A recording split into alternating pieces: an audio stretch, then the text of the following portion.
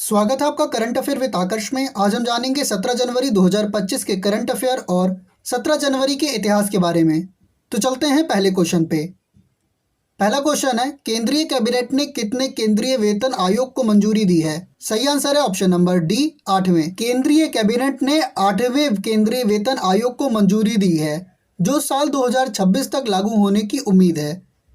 केंद्रीय वेतन आयोग हर 10 साल पे केंद्र सरकार के कर्मचारियों के वेतन, मान, भत्ते और लाभों में बदलाव की समीक्षा के लिए स्थापित की जाती है।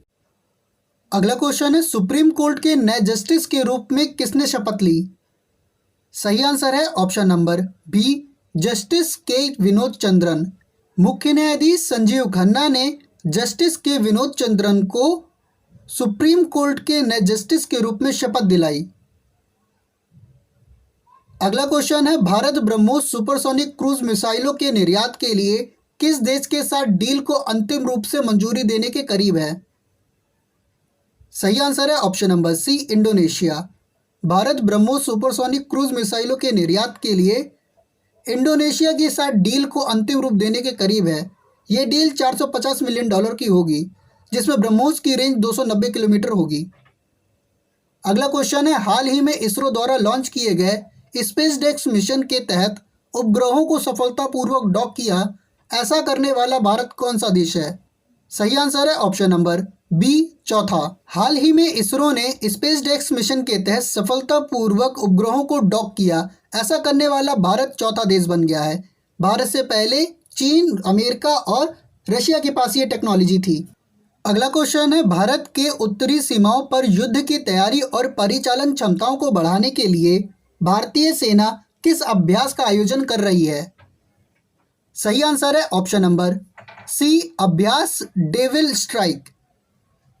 भारत की उत्तरी सीमाओं पर युद्ध की तैयारी और परिचालन क्षमताओं को बढ़ाने के लिए भारतीय सेना 16 से 19 जनवरी 2025 को अभ्यास डेविड स्ट्राइक का आयोजन कर रही है। अगला क्वेश्चन है, पीएम मोदी ने एशिया के दूसरे सबसे बड़े इस्कॉन मंदिर का उद्घाटन कहाँ किया? सही आंसर है option number D, Navi Mumbai. PM Modi ने एशिया के दूसरे सबसे बड़े इस्कॉन मंदिर का उद्घाटन नवी मुंबई में किया है। पीएम ने नवी मुंबई के खरघर में श्री श्री राधा मदन मोहन जी मंदिर का उद्घाटन किया है। यह मंदिर 12 वर्षों में 170 करोड़ रुपए की लागत में बनकर तैयार हुआ है। अगला क्वेश्चन है, हाल ही में भारतीय उद्योग परिसंघ के पूर्व महानिदेशक तरुण दास को किस देश ने मानद नागरिक पुरस्कार से सम्मानित किया? सही आंसर है ऑप्शन नंबर ए, सिंगापुर। हाल ही में भारतीय उद्योग परिसंघ के पूर्व महानिदेशक तरुण दास को सिंगापुर ने मानद नागरिक पुरस्कार से सम्मानित किया। तरुण दास को भारत सिंगापुर संबंधों को मजबूत करने में महत्वपूर्ण योगदान के लिए इन्हें सिंगापुर के राष्ट्रपति थरमन शांगमुनरत्नम ने यह पुरस्कार दिया। अगला क्वेश्चन है, महिला वनडे में सबसे तेज शतक जड़ने वाली भारतीय महिला कौन बनी? सही आंसर है option number D, Smriti Mandhana. महिला वनडे में सबसे तेज शतक जड़ने वाली भारतीय महिला स्मृति मंधाना बनी है। इन्होंने हरमनप्रीत के 87 गेंदों में शतक का रिकॉर्ड तोड़कर 70 गेंदों में 100 रन बनाने का रिकॉर्ड बनाया है। अगला क्वेश्चन है, उड़ीसा सरकार ने आपातकालीन बंदियों के लिए कितनी पेंशन की घोषणा की है? सही आंसर है ऑप्शन नंबर सी, 20,000 रुपये। उड़ीसा सरकार ने आपातकालीन बंदियों के लिए 20,000 रुपये पेंशन की घोषणा की है। उड़ीसा के मुख्यमंत्री मोहन चरण मांझी ने इस योजना के साथ साथ इस योजना के लाभार्थियों को राज्य में स्वास्थ्य कल्याण योजना के तहत मुफ्त चिकित्सा देने की भी घोषणा की है। अगला क्वेश्चन है, भारत ने किस देश के साथ मिलकर साल 2026 को संस्कृति, पर्यटन और एआई के लिए दोहरा वर्ष घोषित किया? सही आंसर है option number D, Spain. Bharat ने स्पेन के साथ मिलकर साल 2026 को संस्कृति, पर्यटन और एआई के लिए दोहरा वर्ष घोषित किया। विदेश मंत्री डॉक्टर एस जयशंकर ने अपनी स्पेन की आधिकारिक यात्रा के दौरान यह घोषणा की है। अगला क्वेश्चन है, इलेक्ट्रॉनिक्स एवं सूचना प्रौद्योगिकी मंत्रालय ने डीएससीआई के साथ मिलकर कितने रुपए की संयुक्त पुरस्कार राशि के साथ साइबर सुरक्षा ग्रैंड चैलेंज 2.0 शुरू किया? सही आंसर है option number C, 6 crore 85 lakh. Electronics एवं सूचना प्रौद्योगिकी मंत्रालय ने DSCI के साथ मिलकर 6 करोड़ 85 लाख रुपए की संयुक्त सुरक्षा राशि के साथ साइबर सुरक्षा ग्रैंड चैलेंज 2.0 शुरू किया। इसका उद्देश्य भारत की साइबर सुरक्षा क्षमताओं को बढ़ाना और आधिकारिक सुरक्षित डिजिटल भविष्य के लिए महत्वपूर्ण क्षेत्रों को साथ लाना है। अगला क्वेश्चन है, भारत के दक्षिणी राज्यों में मनाया जाने वाला महत्वपूर्ण त्यौहार कनुमा पंडुगा कब मनाया गया? सही आंसर है ऑप्शन नंबर सी 15 जनवरी। भारत के दक्षिणी राज्यों में मनाए जाने वाला महत्वपूर्ण त्यौहार कनुमा पंडुगा 15 जनवरी को मनाया गया। दक्षिण राज्यों की कृषि और सांस्कृतिक परंपराओं का यह उत्सव है जो कृषि में पशुओं की भूमिका को उजागर करता है। अगला क्वेश्चन है, PhD chamber of commerce and industry की रिपोर्ट के अनुसार भारत साल 2026 तक किस देश को पछाड़कर विश्व की चौथी सबसे बड़ी अर्थव्यवस्था बन जाएगा? सही आंसर है option number C Japan. PhD chambers of commerce and industry की रिपोर्ट के अनुसार भारत साल 2026 तक जापान को पछाड़कर विश्व की चौथी सबसे बड़ी अर्थव्यवस्था बन जाएगा। अगला क्वेश्चन है, भारतीय मौसम विज्ञान विभाग के 150वें स्थापना दिवस समारोह के दौरान IMD विजन 2047 दस्तावेज और मिशन मौसम का शुभारंभ किसने किया? सही आंसर है option number A PM Modi. प्रधानमंत्री नरेंद्र मोदी ने भारतीय मौसम विज्ञान विभाग के 150वें स्थापना दिवस समारोह के दौरान IMD विजन 2047 दस्तावेज और मिशन मौसम का शुभारंभ किया। इसका उद्देश्य समग्र मौसम पहचान, सटीक पूर्वानुमान में सुधार और शून्य आपदा मृत्यु दर को करना है। अगला क्वेश्चन है, हाल ही में किस मशहूर अभिनेता के घर पर चोरों ने हमला कर अभिनेता को घायल कर दिया? सही आंसर है option number B Saif Ali Khan.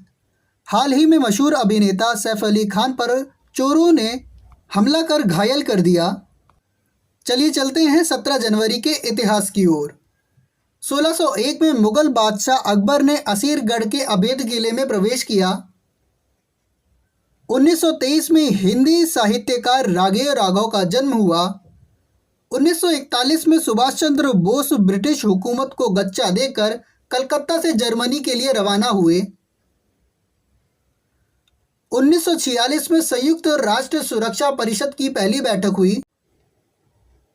1948 में नीदरलैंड तथा इंडोनेशिया संघर्ष विराम पर सहमत हुए। 1987 में टाटा फुटबॉल अकादमी की शुरुआत हुई। 1989 में करजन J.K. बजाज उत्तरी ध्रुव पर पहुंचने वाले पहले भारतीय बने। 1995 में जापान में 7.2 तीव्रता के भूकंप में 5372 लोगों की मौत हो गई। साल 2010 में भारत के प्रसिद्ध मार्क्सवादी राजनीतिज्ञ ज्योति बसु का निधन हुआ। साल 2014 में प्रख्यात अभिनेत्री सुचित्रा सेन का निधन हुआ।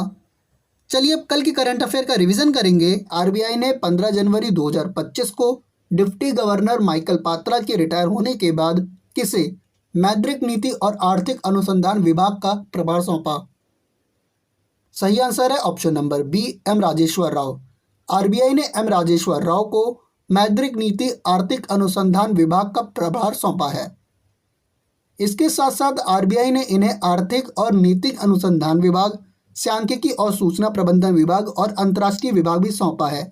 RBI ने कुल 33 विभागों में फेरबदल की है, जिसमें डिप्टी गवर्नर रविशंकर को मुद्रा प्रबंधन, सूचना प्रौद्योगिकी, वित्तीय बाजार संचालन और वित्तीय बाजार विनियम समेत 13 विभागों की जिम्मेदारी दी तथा डिप्टी गवर्नर स्वामीनाथन जानकी रमन को पर्यवेक्षण और जमा बीमा और ऋण गारंटी निगम समेत 9 विभागों की जिम्मेदारी दी गई।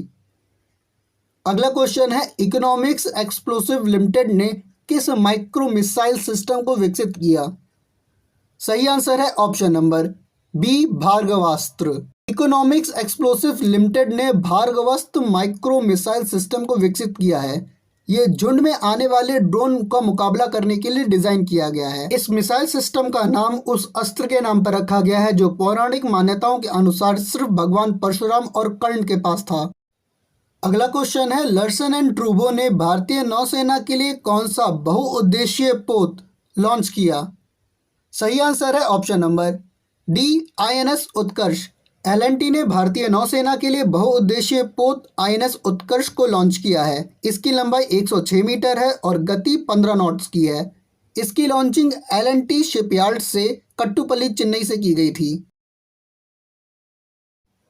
अगला क्वेश्चन है, दिसंबर 2024 के लिए ICC men's player of the month का अवार्ड किसने जीता? सही आंसर है option number C, Jasprit Bumrah. हाल ही में जसप्रीत बुमराह ने दिसंबर 2024 में ICC men's player of the month का खिताब जीता है। आईसीसी महिला प्लेयर ऑफ द मंथ का अवार्ड ऑस्ट्रेलिया की ऑलराउंडर एनाबेल सदरलैंड को मिला है। अगला क्वेश्चन है, भारत की महिला क्रिकेट टीम ने किस देश के खिलाफ भारत का वनडे में सबसे बड़ा स्कोर बनाया?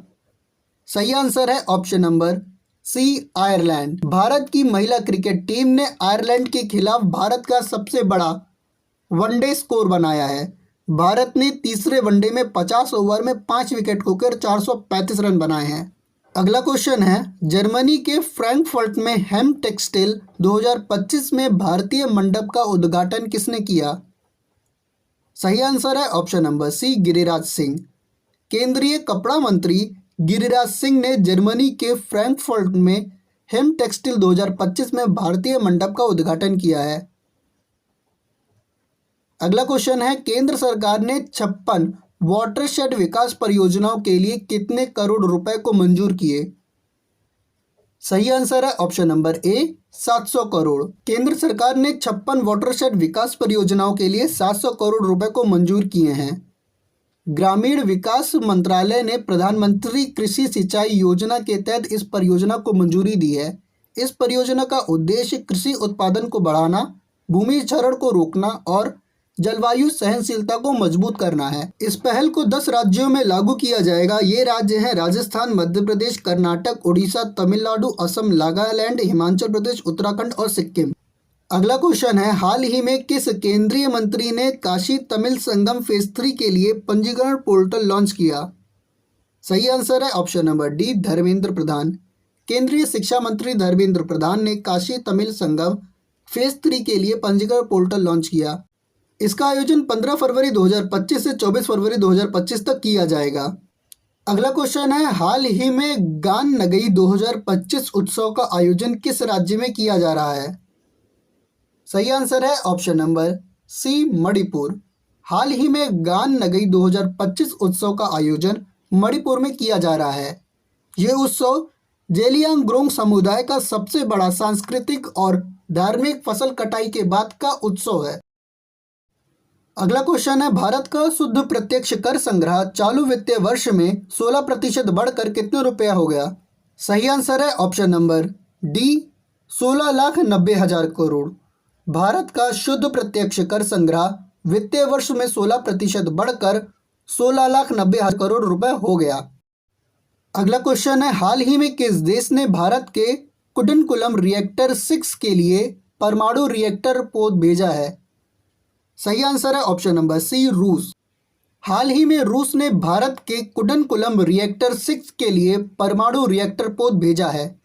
कुडनकुलम रिएक्टर पेंटन वैली जिला तमिलनाडु में स्थित है, जिसका संचालन 31 दिसंबर 2014 से शुरू हुआ है। अगला क्वेश्चन है, दिसंबर 2024 में भारत की थोक मूल्य मुद्रास्फीति बढ़कर कितनी हो गई? सही आंसर है ऑप्शन नंबर सी, 2.37%। दिसंबर 2024 में भारत की थोक मुद्रास्फीति बढ़कर 2.37% हो गई, जो नवंबर में 1.89% थी। अगला क्वेश्चन है, हाल ही में नई दिल्ली में राष्ट्रीय हल्दी बोर्ड का उद्घाटन किसने किया? सही आंसर है option number C, Piyush Goyal. हाल ही में केंद्रीय मंत्री पीयूष गोयल ने राष्ट्रीय हल्दी बोर्ड का उद्घाटन किया तथा श्री पल्ले गंगा रेड्डी को इसका पहला अध्यक्ष नियुक्त किया। इस बोर्ड का मुख्यालय तेलंगाना के निजामाबाद में स्थापित किया गया है, जो एक प्रमुख हल्दी उत्पादक क्षेत्र है। अगला क्वेश्चन है, हाल ही में डॉक्टर के.एम. चौहान की पुस्तक parliaments power function and privilege a comparative constitutional perspective का विमोचन किसने किया?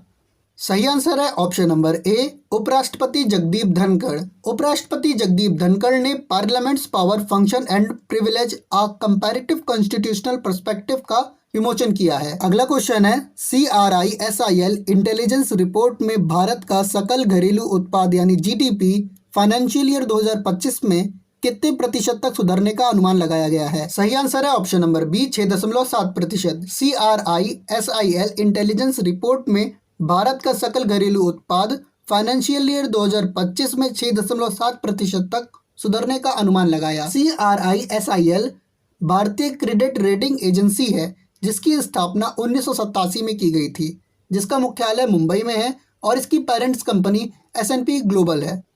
Thank you very much. अगर आप लोग को ये वीडियो सेशन पसंद आया हो तो प्लीज़ इसे लाइक कीजिएगा, शेयर कीजिएगा और सब्सक्राइब जरूर कीजिएगा।